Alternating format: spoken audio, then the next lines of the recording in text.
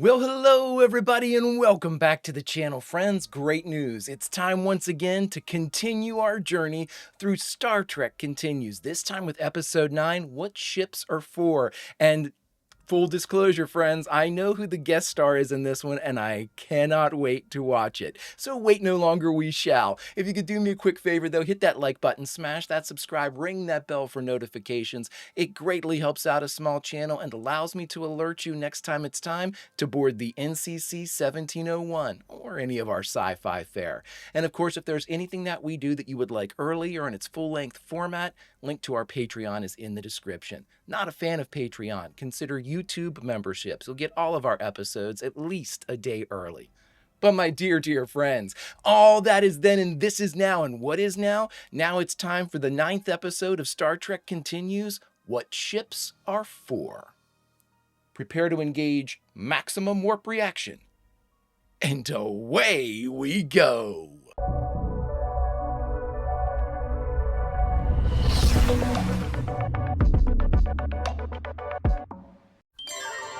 Captain's log, stardate 6892. Look at that beauty.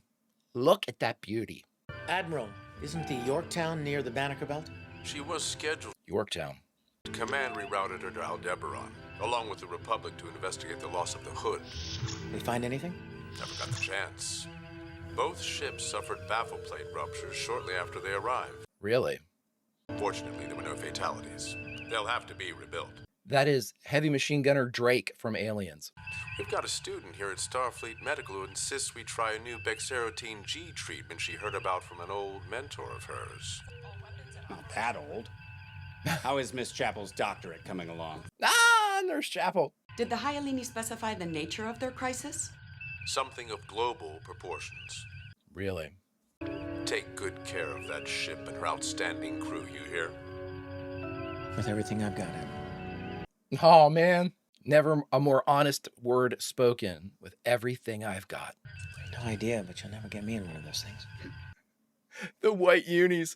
Drab, boring color palette? I think it would complement Mr. Spock quite well, don't you think? Catching a stray.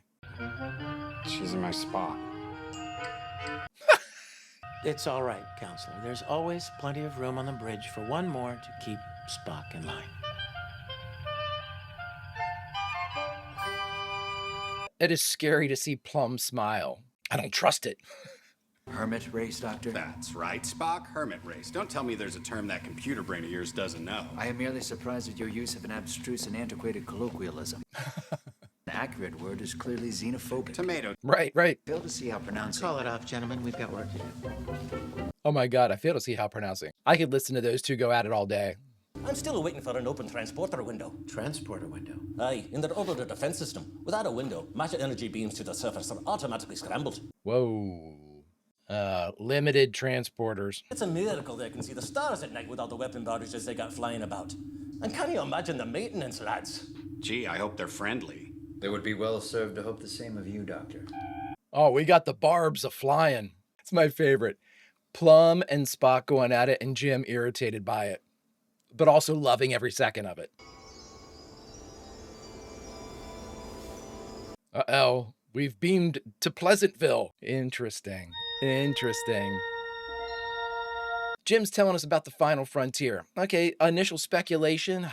Scotty, was throwing a lot of information at us before we jumped on the transporter pad, chief of which was that they have some type of defense screen that is so, I guess, substantial that he said he can't even imagine that they could see the stars. He wonders how they can see the stars. That could potentially be diffusing certain aspects of the light, maybe like color. I don't know. I mean, scientist Greg believes that might be the case, but there isn't a scientist Greg. I love this show. I could watch, hand to God, I mean, seasons and seasons and seasons of this because it's the original series. Kipley Brown. Greetings. Welcome, my friends, to Hyalinas. I know her too. I am Gallisti, leader of the Inner Council. And this is Theus, our newly appointed ambassador to the Federation. Ambassador. I must admit, I was expecting a tentacle or two. Well. James Kirk, Captain of the United Starship Enterprise. Oh, it's gonna drive me crazy. Chief Surgeon, Dr. Leonard McCoy. A pleasure to meet you both. And my first officer, Commander Spock. Let's see if they really are You're xenophobic. different from the others. Uh-oh. Are you an Earth female? Madam, my appearance differs from the others because I am Vulcan.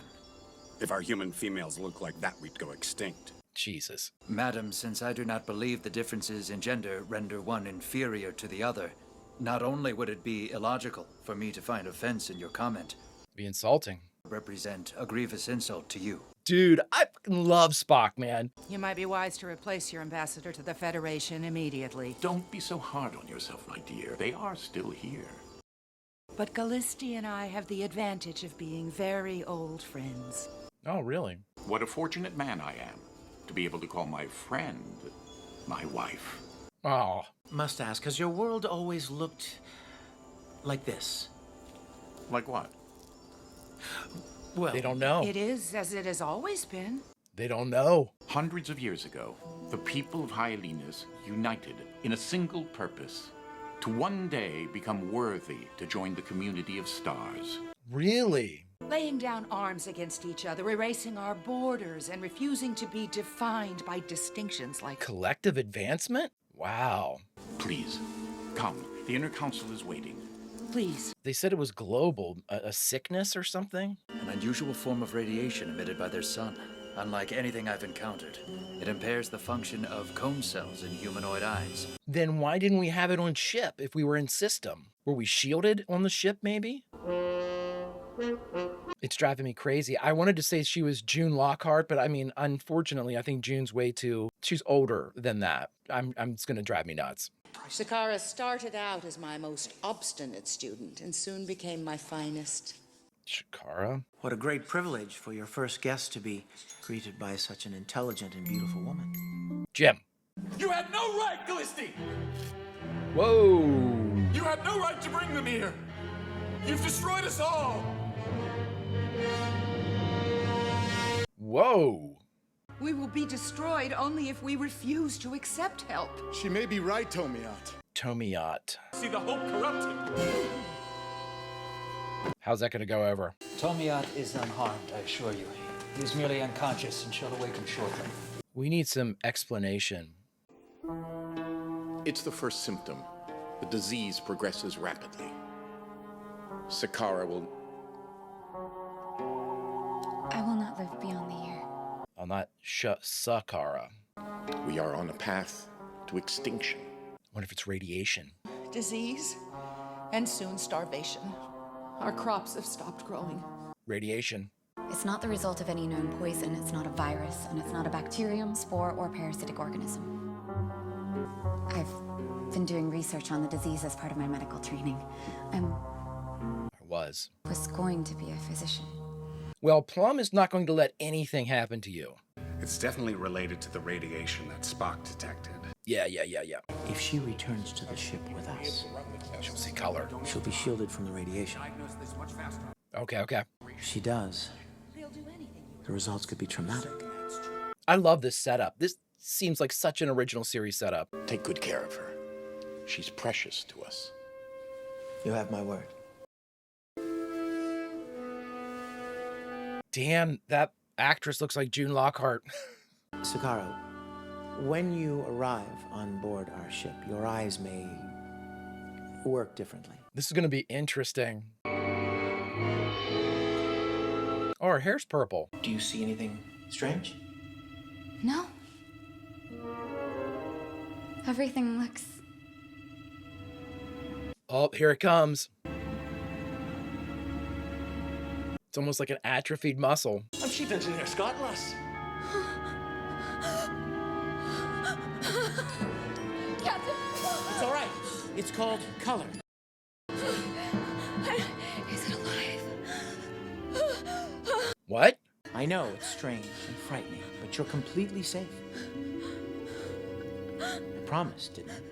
Oh, she has like a yellow to her skin too, it looks like. Took a millennium or so for the star's radiotoxins to reach levels high enough to induce acute radiation syndrome.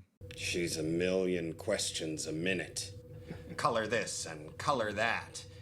I might have to sedate her just so I can get some peace and quiet. Plum, come on. The spectral signature of the Hyalena's sun can be altered using a modified stellar probe. After that, we'll need to decontaminate the asteroid. I recommend scanning their ecosystem, starting with the plants. Determine how deeply the radiations permeated their food chain. Sulu was a botanist. That's how we first met him. I understand you have a knack for botany. Oh, yes, sir. I should introduce you to my carnivorous weeper, Gertrude. I love that what a callback. If Sakara's treatment works, I'll be able to synthesize enough medicine for the entire population. How do we keep it from... This is how the Hyalini appear to each other. Right. Unlike eyes, however, the tricorder does not rely on cone cells.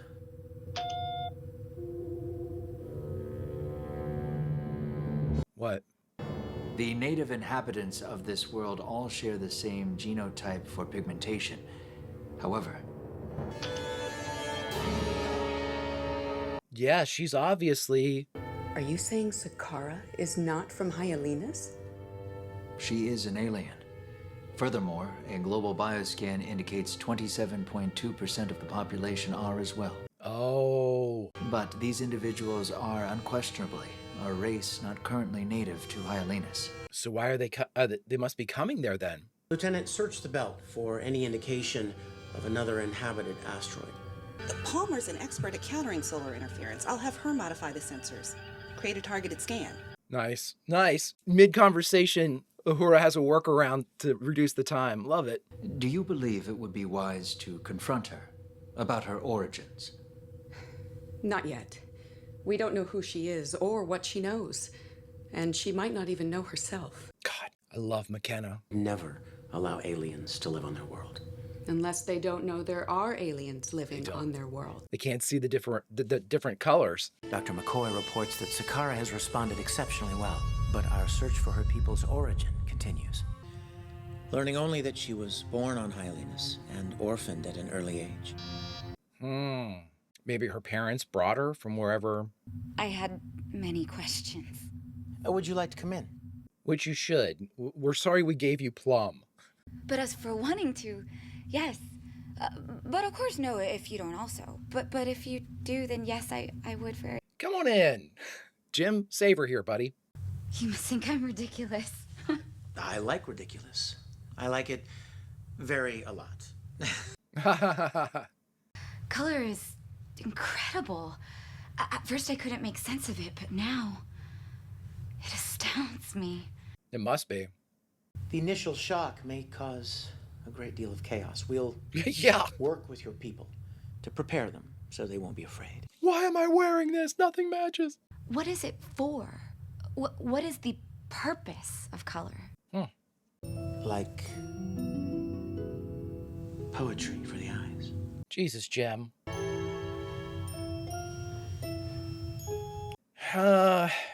Captain Kirk to the bridge. Captain Kirk to the bridge. It's the first thing I don't like in Star Trek Continues. Who do you all think? In my mind, that plays into a stereotype that doesn't exist in the original series. I always thought that Jim was this big Lothario, but he's not. Proximity alert. Hey, Drake. Confirmed. I'm reading 2 small shuttle pods approaching Hyalenas at half impulse. On screen. Trajectory suggests they're from the other asteroid. Scans indicate vessels don't have any big sticks yet. What was that, Lieutenant? They are unarmed. I read 6 humanoid life forms. It's like they're camouflaged to look like asteroids. At half impulse? My God, how long have they been... Captain, Hyalenas automated platforms have activated. They're charging weapons. Red alert. No, they're shooting the shuttles, guys. Yeah, they're targeting those shuttles. Uhura, hail the Hyalina. Yeah. Lieutenant? No response from the council, sir. Really? Charge phaser banks. Lock onto that platform. Platform firing. Oh, one of those shuttles is gone. Warning shots? Fire.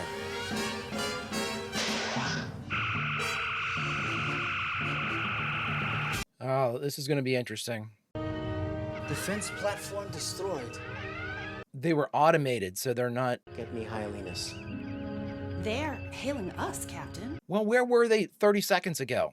I'll meet with them in an hour. In the meantime, get me information on that other asteroid. Smith? Why did your people try to destroy 2 unarmed shuttles carrying 12 passengers? They are Abetians. They're what now? They lie and conceal their identities so that they can benefit from the peace and prosperity that we've worked to achieve. Is it a crime to want to live peacefully, Sakara? Are they criminals? So Sakara and 20-some% of this population are Arbesians? How can you stand in judgment of me, of my people, for something that you know nothing about? My parents were murdered by Abetians. Abesians. I want to understand. I need to understand. Their world is in turmoil. Technological innovation fueled solely by the desire to build better, more lethal weapons.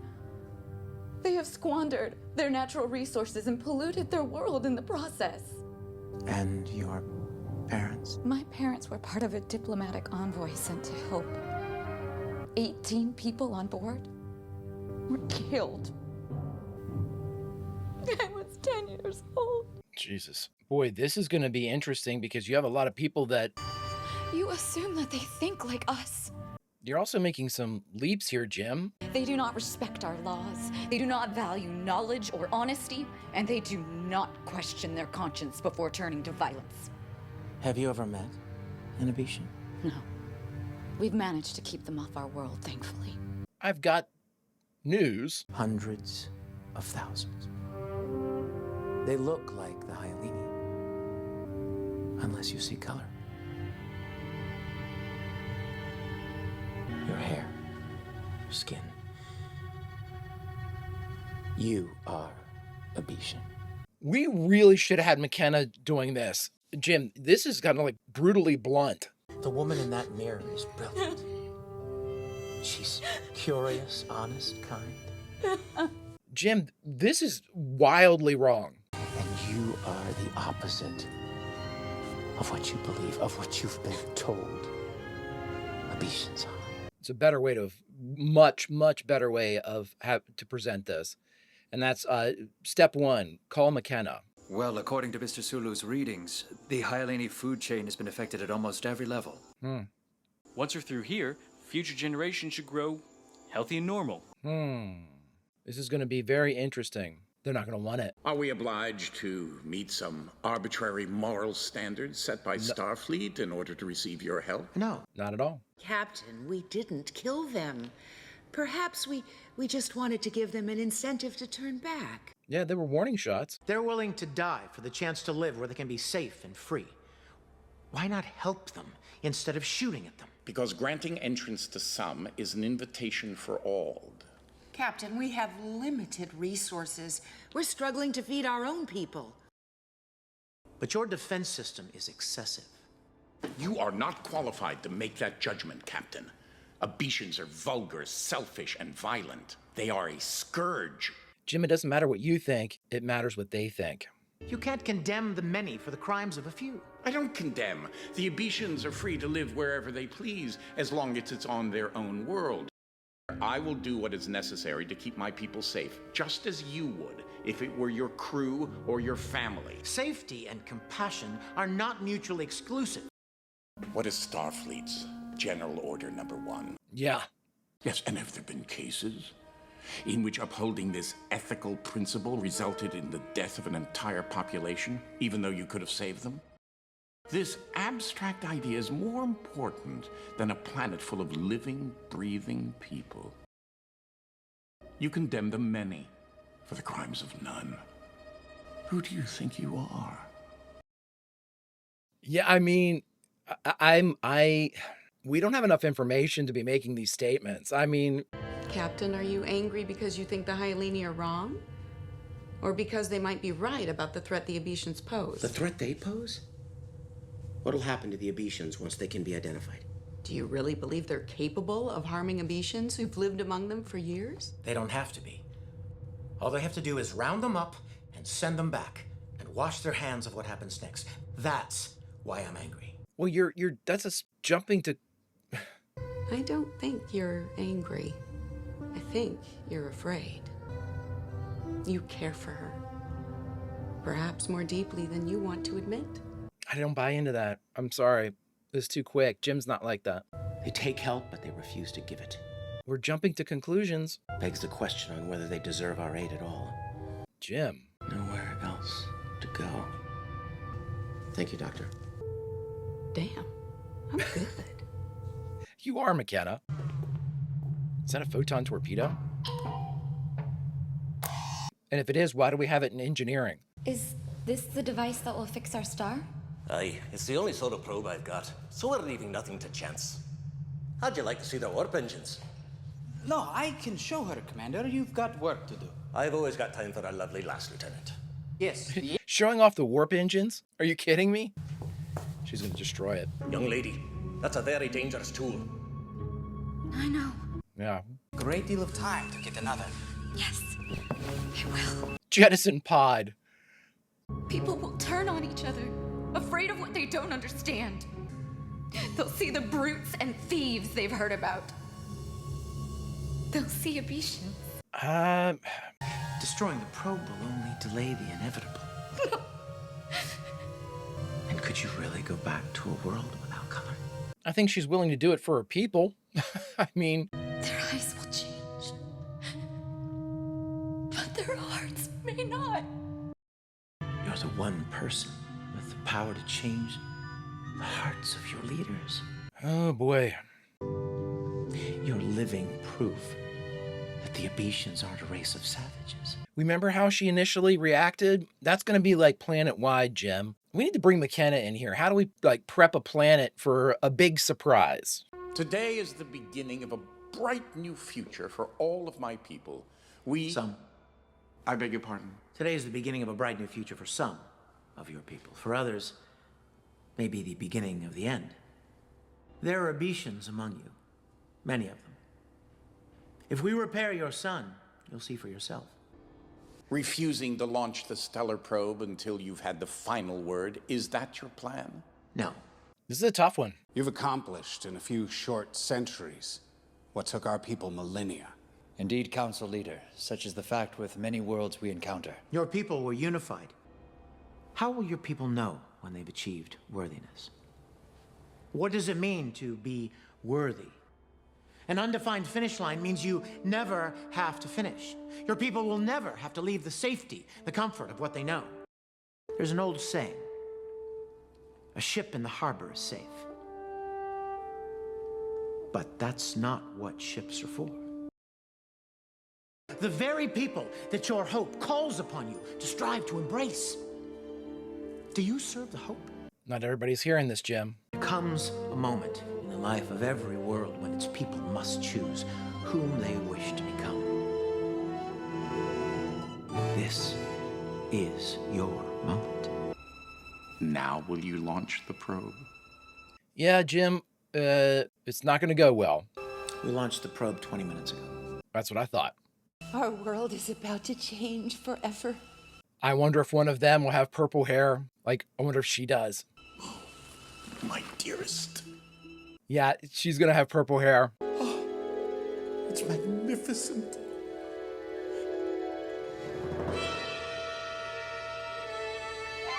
Long have I wanted to tell you. But the thought of you forsaking me was too much to bear.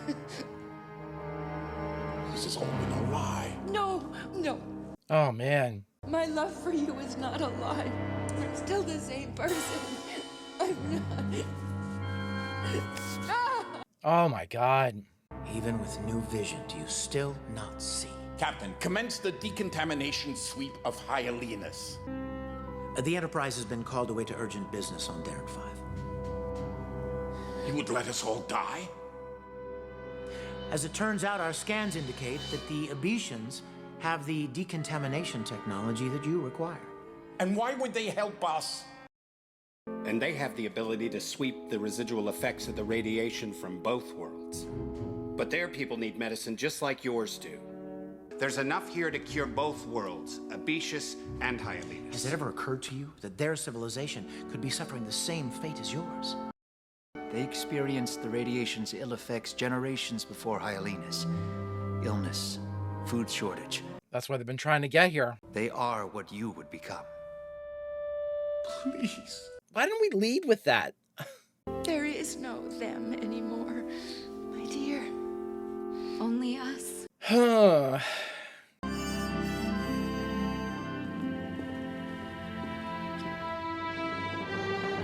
Oh, that was it, eh? All right, everybody, we just finished watching Star Trek Continues Episode 9, What Ships Are For, and the only thing left to do is talk about it. All right, everybody, we just finished watching What Ships Are For, the 9th episode of Star Trek Continues, the fantastic series.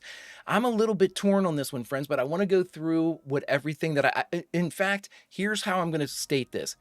90% of the episode I thought was fantastic. I thought that the setup for the entire situation, having the reduction in color because of the cone problem of the radiation was fantastic. I even said during the reaction, I thought it was something that you would have seen in the original series of Star Trek. A great way to sort of utilize a black and white technique as actually being a scientific problem. Really, really imaginative. I thought it was great. The idea that you have two different peoples, one of them has sort of infiltrated the other, just in a broad stroke sense. But again, setting this all in the political, geopolitical backdrop that, you know, we can relate to today as far as borders and things like that. I thought it was very well formed. I thought it was very respectful of both sides and their arguments. The only problem that I had with all of it was Jim. I thought that Jim, we'll get to Jim in a second, but I think that, you know, John Delancey was fantastic. I mean, just a reminder of what an incredible actor he happens to be.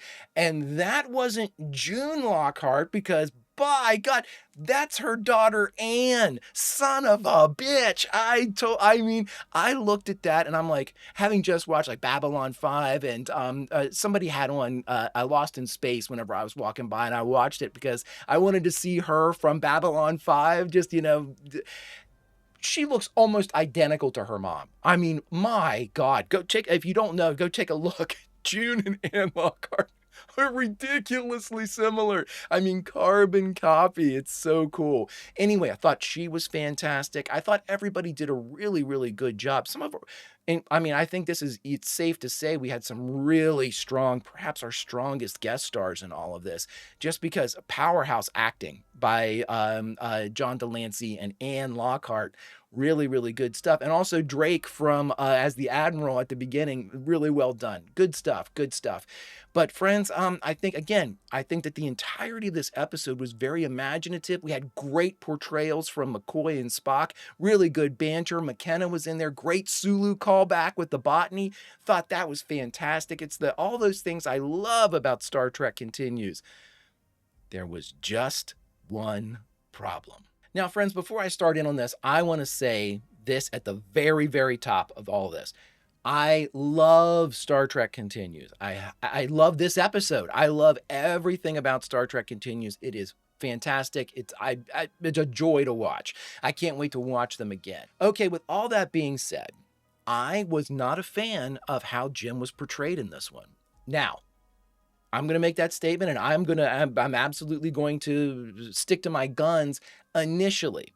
But what I would like, and I mean, I not only do I like this, I need this right now, my friends. I need people to poke holes and say, Greg, no, this or that or the other thing, you know, or support if I say something that you agree with, or redirect me, or just, I just like to hear your opinions. You don't have to necessarily code it to me, but at the same time, if you could just say, no, I like the episode because of this, or I like Jim's portrayal because of this. I need second opinions because I don't trust myself in this one. Here's why. When we started the episode and when Sakara, right? Yeah, when Sakara went up to the Enterprise, you know, got the color, came to Jim's room. Hey, you know, could you talk to me?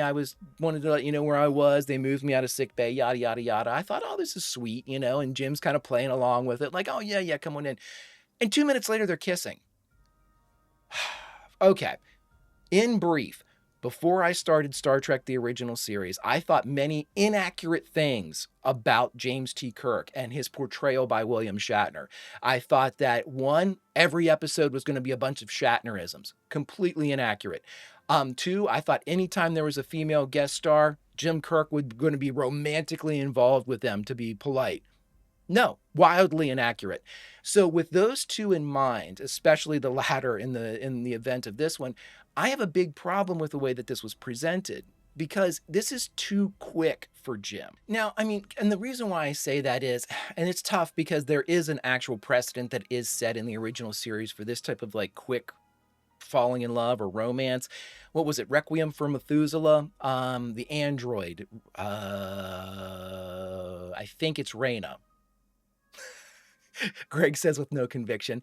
But in Requiem for Methuselah, again, he fell in love with her. I'm just going to say, I don't think I'm right about the name, way too quickly for me. And I said that during the reaction for that episode. I was not happy with the way that they portrayed that romance, because the established kind of way that Jim falls in love with somebody is it takes time. Sure, he can look at somebody and say, oh, I'm attracted to that person, but you don't see him like legitimately falling in love with somebody or having feelings for somebody at the very least until a period of time has passed.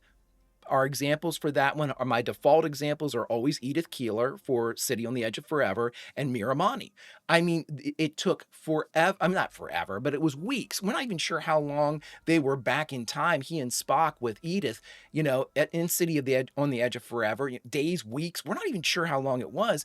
And then with Miramani, it was a long time before the Enterprise could make it back to planet.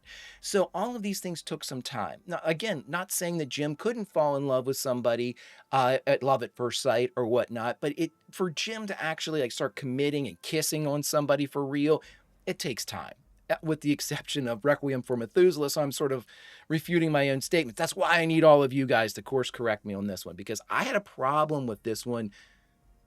I didn't like the way that they portrayed that. I thought that seemed very, very kind of lecherous. You know, I didn't correct me, because any other time that we see Jim sort of act like this, sort of, you know, really kind of seducing somebody or kissing on somebody, the first time that I remember realizing that this was a tool that Jim used, like from his utility belt, was in not I have Requiem for Methuselah in my head.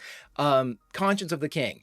In that one, when we saw him going after the daughter to get information, get closer to the dad who was the war criminal, you know, that one was so well done. And we realized at that point, this is something that Jim does. Yeah, sure, he can use his own wiles and whatnot to get where he needs to go, but he's not falling in love with these people, you know, and at the same time, he's not jumping into the sack with them either, you know, so it's, again, this one just seemed, it really seemed forced.